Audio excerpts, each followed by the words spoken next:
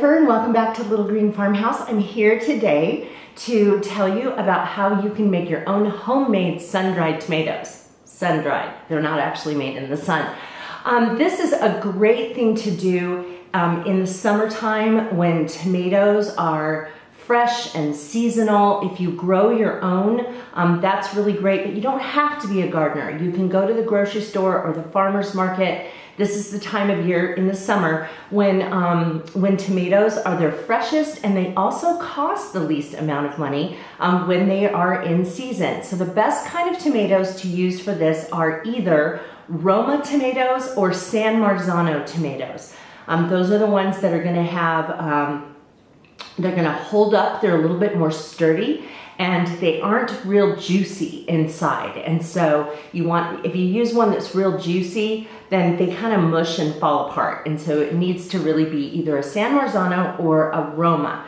So anyway, without further ado, let me just go ahead and show you how to do this super easy, you guys. All right, so here are the San Marzanos that I'm gonna use for this. And remember, you can use San Marzanos or you could also use Romas.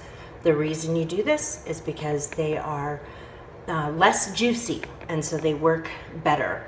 What I'm going to do with these is cut the ends off, and then I'm going to scrape the seeds out, and if there happens to be a lot of pulp in there, I'll take that little center strip out. Otherwise it'll work just fine if I only remove the seeds. These, you're simply going to scoop out the seeds and the little pulp part in the middle.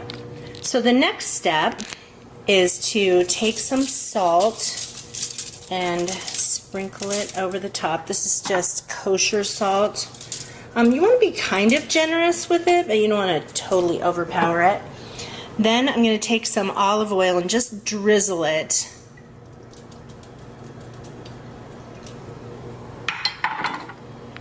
And then the last thing I did is I sprinkled a little bit of thyme on here. I used fresh thyme, but you don't have to use fresh. You can use dried.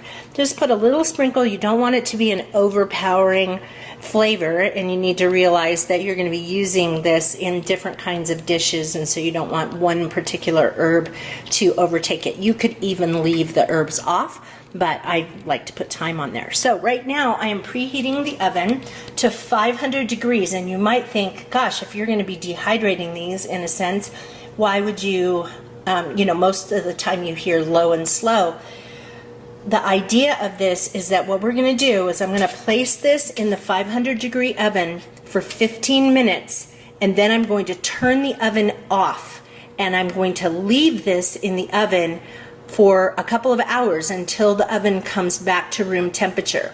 At that time, these won't be dehydrated like crispy dry, but they will be a lot more leathery, and at that point then you can store them. Okay, so the timer just went off. The tomatoes have been in there for 15 minutes. I am not going to open the door. Do not open the door. Do not take a peek. You can turn the oven light on like I just did to look at them, but do not open the door because you want them to sit there and continue to dry out. And so, you start with this super high heat, and then you leave all of that high heat in there until this comes to room temperature. Okay, so this is how they look when they're finished.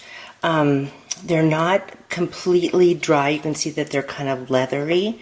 And so at this point, and some of them might even be like this one is a little bit mushy, but that's okay. So once they've come to room temperature, then you can take these, and what I do is I freeze them flat. So I'll just take this sheet of foil right here with the cookie sheet and put it straight into the freezer, and then I'll freeze them flat. And then when they have frozen, or mostly frozen, then I take those and throw them into a Ziploc bag. The reason why you do that instead of just taking all of them and throwing them into a Ziploc bag altogether is that they'll freeze in one big hard clump.